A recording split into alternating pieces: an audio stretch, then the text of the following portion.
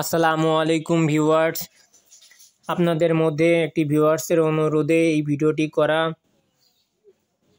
এখানে দেখতে পাচ্ছেন viewers NFIN RCD circuit breaker. এটি হচ্ছে 32C এবং 32 এম্পিয়ার 2 পোল সার্কিট ব্রেকার। এবং এখানে ভিউয়ার্স দেখতে পাচ্ছেন টি লেখা একটি বাটন দেখা যাচ্ছে, এটি হচ্ছে টিপ সুইচ। এই সুইচটা আপনারা অবশ্যই যেই ভিউয়ার্সের বাসায় এরকম সার্কিট ব্রেকার, আধুনিক সার্কিট ব্রেকার লাগানো আছে RCD অথবা RCBও, আপনারা অবশ্যই এটি টেস্ট করবেন।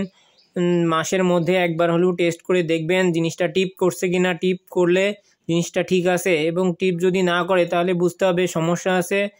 ভালো একটি ইলেকট্রিশিয়ানের সাথে যোগাযোগ করে এটি পরিবর্তন করবেন।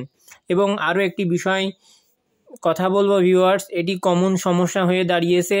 আমি দীর্ঘদিন ধরে ইলেকট্রিকের কাজ করছি এবং বাসা বাড়িতে যে এই সমস্যাটা বেশি দেখা দিচ্ছে সেটি হচ্ছে, আপনারা যখন ইলেকট্রিশিয়ানদের কাজ করান, যে ইলেকট্রিশিয়ানই ভাই আপনাদের বাড়িতে কাজ করুক, অবশ্যই তাকে পরিপূর্ণ জিজ্ঞেস করবেন যে আপনি আমার বাসাতে কি পরিমাণ লোড চলে, সেই লোডের মানে যোগফল করে বা সেই লোডের ক্ষমতা কতটুকু সেটা জেনে আপনারা অবশ্যই সেই মানে সার্কিট ব্রেকার ইউজ করবেন। আপনার বাড়িতে কতটুকু লোড, সেই লোড অনুযায়ী আপনারা অবশ্যই সার্কিট ব্রেকার নির্বাচন করবেন এবং সেই অনুযায়ী সার্কিট ব্রেকার বসাবেন। আপনার বাড়িতে যদি 20 এম্পিয়ার সার্কিট ব্রেকারের লোড থাকে, আপনারা অবশ্যই 20 এম্পিয়ার সার্কিট ব্রেকার স্থাপন করবেন।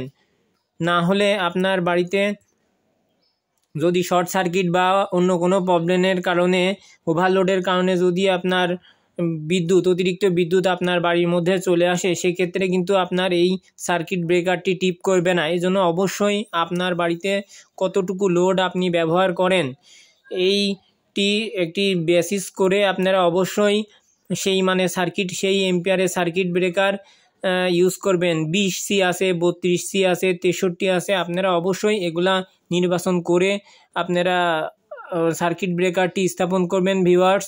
এবং ভিউয়ার্স, আপনাদের এই ভিডিওটি যদি ভালো লাগে চ্যানেলটি সাবস্ক্রাইব করে নতুন নতুন ভিডিও বানাতে আমাকে উৎসাহ প্রদান করবেন। এবং ভিউয়ার্স, আপনাদের এই সম্পর্কিত যদি আরও কোনো প্রশ্ন থাকে কমেন্ট বক্সে আপনারা দিতে পারেন, আমি যথাসম্ভব চেষ্টা করব আপনাদের উত্তরটি দেওয়ার।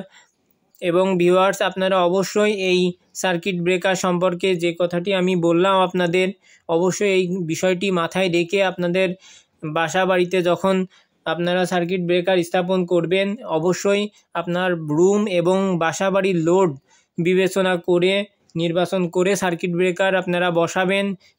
প্রত্যেক রুমের যদি 10 এম্পিয়ার লোড থাকে, অবশ্যই 10 এম্পিয়ারের সার্কিট ব্রেকার ইউজ করবেন। যদি 20 থাকে 20, 32 হলে 32, যেই লোড হবে সেই লোড অনুযায়ী আপনারা অবশ্যই সার্কিট ব্রেকার বসাবেন।